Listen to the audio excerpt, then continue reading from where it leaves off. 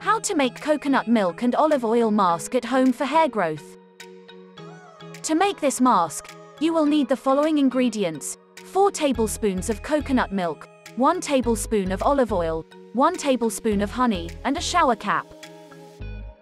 Directions: mix the coconut milk, olive oil, and honey in a bowl, and heat the mixture for 2 minutes. Now, massage it onto your scalp and hair. Then, cover your hair with a shower cap and leave the mixture on for an hour. In the end, shampoo your hair and finish with conditioner. For best results, you have to use this treatment once a week.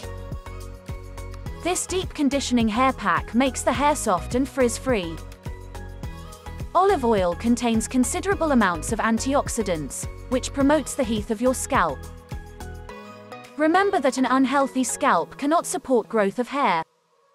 Since olive oil nourishes the scalp, it provides an appropriate product that not only strengthens your hair, but also protects your scalp.